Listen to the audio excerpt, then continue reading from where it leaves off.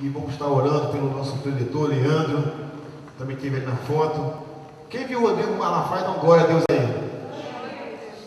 Dá um glória ali, ó. Glória a Deus. E o Rodrigo, tá lá, Rodrigo. Quem nunca ouviu o Rodrigo pregar, pode chamar ele de bom pregador, bom preletor, irmão. Uma benção, Rodrigo. Não só no som, ali operando som, mas ele sempre colocou no coração dele, está aqui na segunda-feira, abençoando esse trabalho, sempre, com exceção quando ele está fazendo a viagem, que ele trabalha, faz viagens por aí afora, com o pastor Silas, né? Mas o coração dele foi sempre participar conosco, né? E Rodrigo, Deus te abençoe cada dia mais, seja bênção cada dia mais. Ele é o filho que nós adotamos.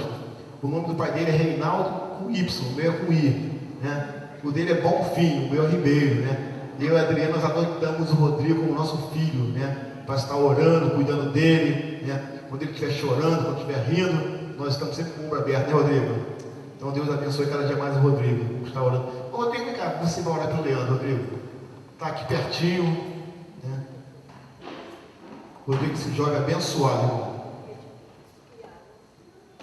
Leandro vai estar. Nós estamos numa campanha começando hoje, né? Vencendo gigantes, se não está em memória. Deixa a chegava, né? Vencendo gigante, irmão. Mudamos a campanha e quem conhece o pastor Eliseu aí, levante a mão. Foi dirigindo esse trabalho com a irmã Beth, Inácio. Nós estamos marcando com ele para todo mês de setembro, que já que ele faz aniversário, né? Já que a Adriana não está aqui, né? Ela também faz aniversário dia 8 de setembro, errando o aniversário da Adriana. 8 de setembro, e o pastor Eliseu faz 2 de setembro. Todo mês de setembro nós fazíamos, quem é aqui antigo aqui desse trabalho, nós fazíamos um bolo para toda a igreja, irmão. E aí, o povo era o dobro do que está aqui, irmão. E era mês de aniversário da igreja. E nesse mês de setembro vamos estar fazendo um bolo surpresa para a Adriana, mas não conte para ela, crente. Tá? Tá rindo, Rodrigo? E o Rodrigo faz esse bem, né, Rodrigo? 22, né? 15, 17, viu? No quem fica no Orkut sabe tudo, né? Eu vou estar aqui para o Leandro, para abençoar esse jovem abençoado, doutor Leandro, missionário, evangelista, preletor da obra de Deus. Vamos estender aqui, irmãos, as nossas mãos para que Deus venha derramar na vida dele e que ele possa falar, ouvindo de Deus, para os nossos corações aquilo que precisamos e necessitamos.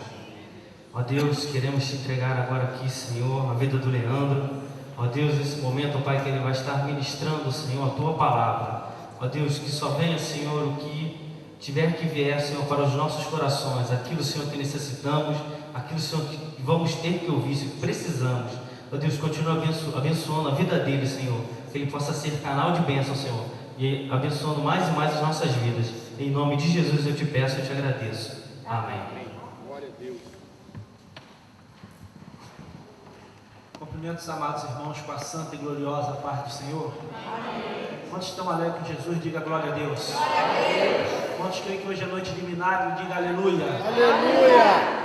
Amados irmãos, quero externar aqui a minha felicidade de estar retornando a esta casa. Terceira vez que eu tenho a oportunidade de pregar neste tempo e a segunda vez aqui no culto de segunda-feira.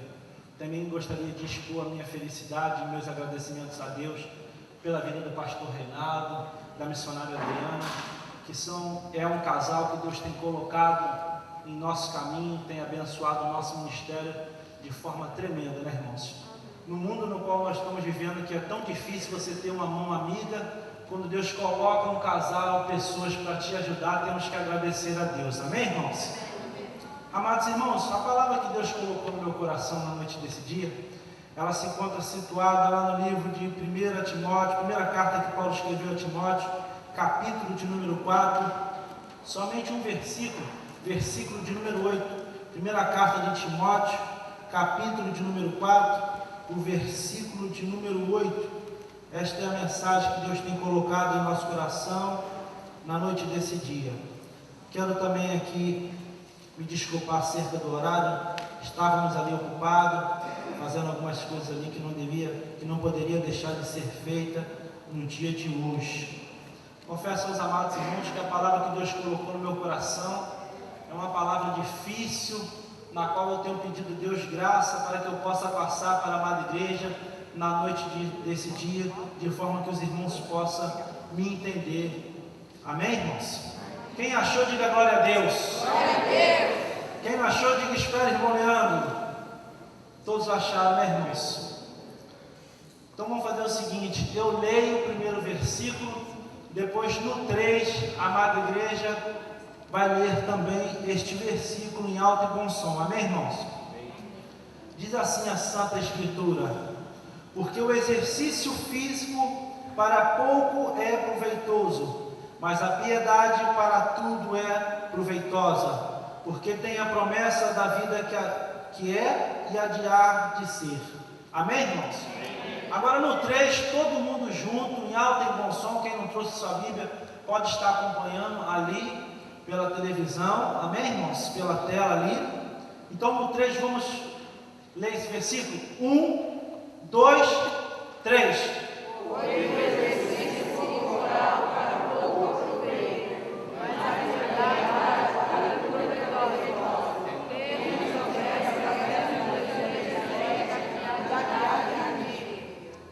Essa foi do ensaio, né, irmãos? Dá para ficar melhor. Eu quero que todos nós possamos ler em alto e bom som, amém, irmão?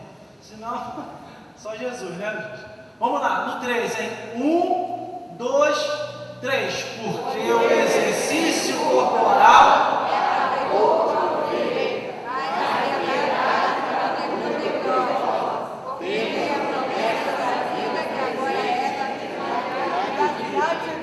Amém.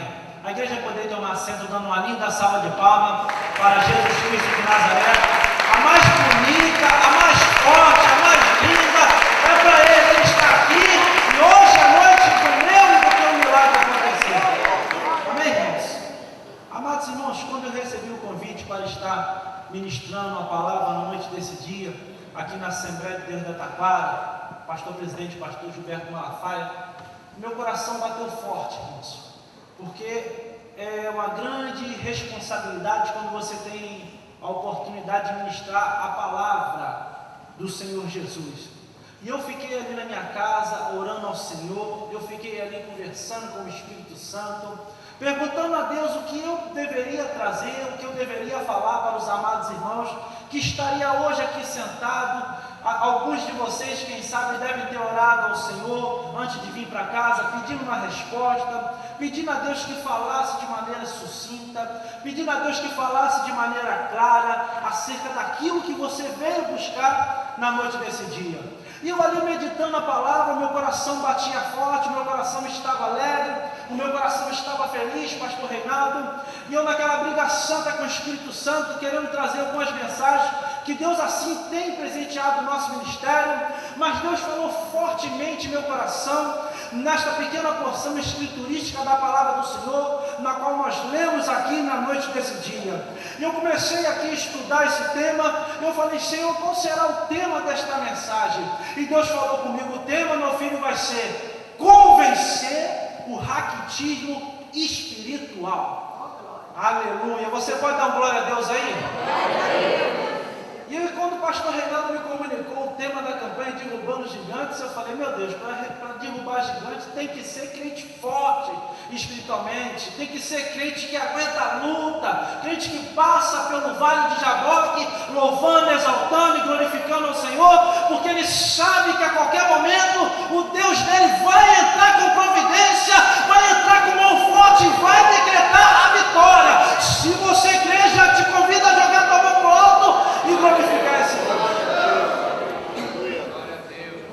Amados irmãos, quando eu abro a minha Bíblia, no livro da primeira carta que Paulo escreveu para Timóteo, essa carta é chamada por alguns teólogos como carta pastoral. Essa carta ela faz parte de um seleto grupo, é a primeira carta de Timóteo, a segunda e a carta de Tito. São conhecidas como cartas pastorais porque elas vêm trazendo toda sorte de ensinamento de como as pessoas devem proceder dentro da igreja, de como os pastores devem tratar as suas ovelhas, de como o diácono tem que trabalhar na igreja, de como as pessoas têm que se locomover no que tange a sua área espiritual. E quando Deus me deu essa palavra, eu fiquei aqui pensando: Deus, o que é que eu vou trazer o que é que eu vou falar? Eu falei, Senhor, é uma mensagem tremenda. Eu falei, Deus, é uma mensagem de grande responsabilidade e uma mensagem diferenciada. Eu falei, Deus, eu estou com medo, mas Deus falou, vai que eu estou contigo, porque o meu povo precisa ouvir a palavra. Só você que veio ouvir, dá uma salva de palmas para Jesus Cristo.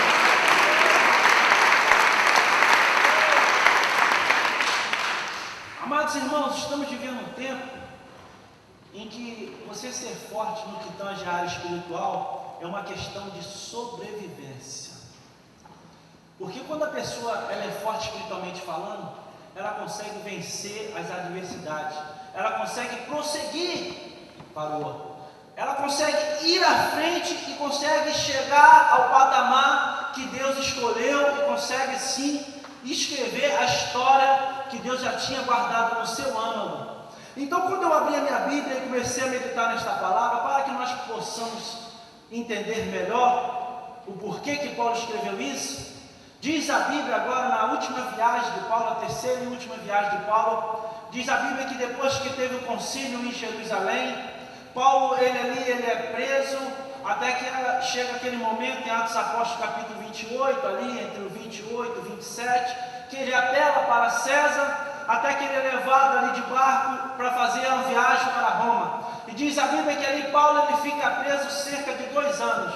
E depois que ele sai daquela prisão, diz a Bíblia que o Espírito agora coloca em seu coração para que ele pudesse escrever uma carta para o jovem Timóteo. A Bíblia também diz que Timóteo era um filho de Paulo na fé, era uma pessoa que Paulo nutria um carinho especial, era uma pessoa que Paulo tinha um certo apreço e um amor tremendo, e agora Paulo estava preocupado com Timóteo, porque ele havia confiado a Timóteo uma responsabilidade de estar à frente de uma igreja.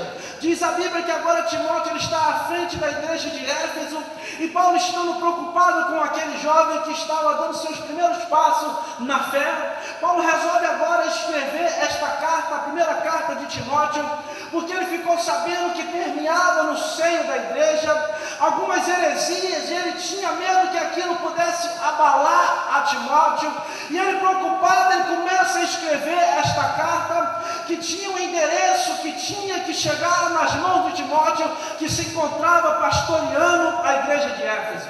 E quando eu me deparei com esse versículo pela primeira vez, eu fiquei pensando por que Paulo professou essas palavras, por que Paulo chamou a atenção de Timóteo acerca do exercício físico. É bem verdade que lemos aqui que Paulo falou que o exercício físico para pouco se aproveita, mas a piedade em tudo é proveitosa. Eu fiquei pensando por que Paulo, ao dar exemplo, ele traz o exercício físico para poder ilustrar, para poder ensinar, para poder redarguir a vida de Timóteo. E eu fiquei ali pesquisando e procurando, querendo saber o porquê daquela história. Então eu comecei a descobrir ali em minhas pesquisas que perto do ano 773 a.C., ainda na antiga Grécia, na chamada Grécia Antiga, aqueles homens, depois de criarem tantos deuses para adorar, aqueles gregos, depois de estarem ali, vamos dizer assim, mergulhados na idolatria, agora aqueles homens, depois de não querer mais adorar outros deuses, eles começam agora a desenvolver uma nova cultura, pastor Renato, que chamava a atenção daqueles que passavam pelaquela cidade, uma cultura que chamava a atenção do cotidiano daquela cidade. Agora aqueles homens começam a desenvolver uma cultura chamada culto ao corpo, ou seja, naquela cultura o que valia para o grego, o que tinha importância para o grego, era a pessoa que tinha um corpo esbelto, um corpo dotado, aleluia, de forma física invejável, um corpo que alguém que olhasse ia despertar um certo prazer, uma certa admiração. E eu comecei ali a pensar por que esses homens cultuaram o seu próprio corpo. Haja visto que depois que eles inventaram essa cultura, foi quando também surgiu os chamados Jogos Olímpicos. Eles ali desenvolveram toda uma cultura, e essa cultura, o princípio dela básico era que as pessoas, para ocupar algum cargo ali naquela cidade, elas teriam que ter um corpo esculpido, elas teriam que ter um corpo, aleluia, muito lindo, um corpo bonito. Haja visto que quando você pega de repente um DVD na locadora, se você pegar, quem sabe, o filme Troia, você jamais vai ver ali uma armadura de uma pessoa que tem uma barriga de máquina de lavar. Você não vai ver. Sim ou não? Sim ou não? Sim ou não? Você vai ver o quê?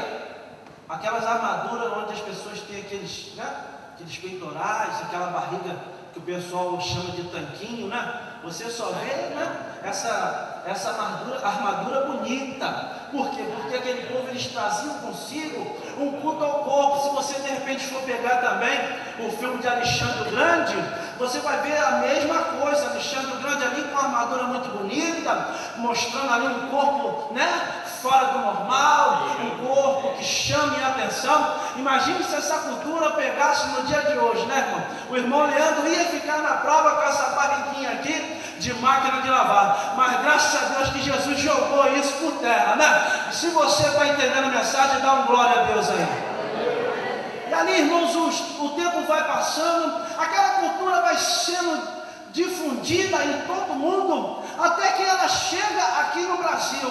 Diz os historiadores que perto do ano de 1940 é instalada aqui a primeira academia de exercício físico no Brasil. O interessante é que eu estava pesquisando e eu descobri que perto do ano de 2008 existiam cerca de 2.364 academias aqui no Brasil, sendo que nessa academia malhavam cerca de 2,5 milhões de pessoas. E esse número, irmão, me chamou a atenção que ele cresceu alarmantemente no ano de 2009. Ele passou de 12.364 academias para 14.064 academias no Brasil, sendo que agora, em vez de 2,5 milhões de pessoas malhando, esse número cresceu para 4 milhões. E quando eu continuei a minha pesquisa ali na internet, o meu coração, aleluia, deu um pulo, porque eu descobri que no ano 2010, esse número cresceu de tal maneira que o Brasil se tornou o segundo maior país no que tange a área de academia. Vale a pena eu aqui trazer para os irmãos que só nesse setor